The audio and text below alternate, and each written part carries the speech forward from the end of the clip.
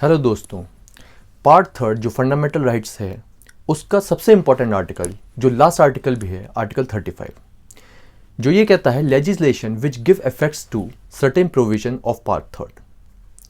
ये इम्पॉर्टेंट इसलिए भी है कि जो पार्ट थर्ड में हमारे फंडामेंटल राइट्स के जो आर्टिकल दिए हुए हैं उनको अगर कंसोलिडेटेड बनाना हो या और स्ट्रॉन्ग बनाना हो तो आर्टिकल 35 से पावर ड्राइव करके सेंट्रल और स्टेट गवर्नमेंट लॉज बना सकती हैं।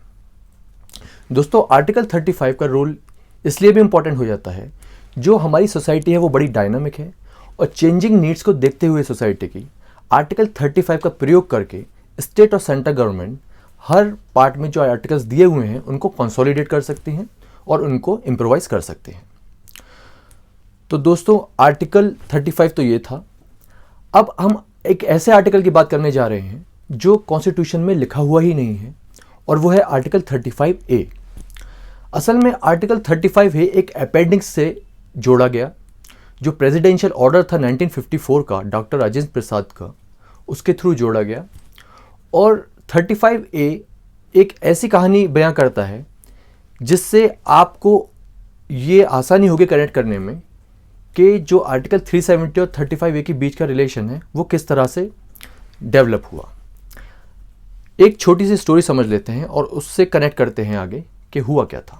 सुनिए, राजा हरि सिंह जो जम्मू कश्मीर की रियासत के राजा थे, उनके सामने एक चैलेंज ये खड़ा हुआ था कि जब पाकिस्तान कश्मीर की टेरिटरी को क्लेम कर रहा था और उसने अटैक कर दिया था, तो राजा हरि सिंह के सामने एक बहुत बड़ी ये दुविधा थी कि वो हेल्प किससे मांगे, and the only option left was India.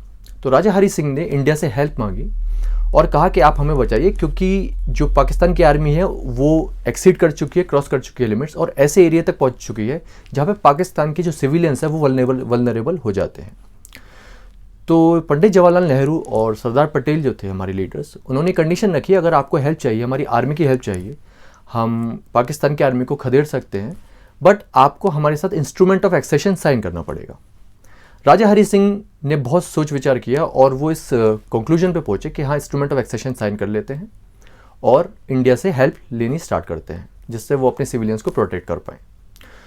तो दोस्तों, जब इंस्ट्रूमेंट ऑफ एक्सेशन साइन हुआ जवाहरलाल नेहरू और राजा हरि सिंह के बीच, यानी कि गवर्नमेंट ऑफ इंडिया और कश्मीर रियासत के बीच, तो ये बात मोहम्मद अली जिन्ना को अच्छी नहीं लगी और उन्होंने ये बोला कि इंस्ट्रूमेंट ऑफ एक्सेशन को हम नहीं मानते हैं, क्योंकि ये इलीगल तरीके से साइन हुआ इंस्ट्रूमेंट है। इंडिया ने दबाव से कश्मीर के राज्यों को दबाव में लेकर ये साइन करवाया है, तो हम इसको नहीं मानते।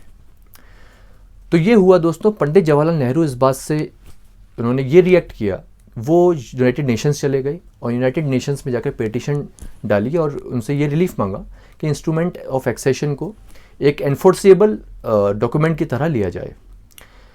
पर यूएन ने खुद ही इस इंस्ट्रूमेंट ऑफ एक्सेशन के डॉक्यूमेंट को बहुत वीक इंस्ट्रूमेंट माना और ये प्रोपोजिशन दी और ये प्रपोज किया कि जो प्लेबिसाइट का एक कॉन्सेप्ट है कि जम्मू कश्मीर के रेजिडेंट जो है उनसे ही ये पूछा जाए कि वो पाकिस्तान के साथ रहना चाहते हैं या इंडिया के साथ रहना चाहते हैं।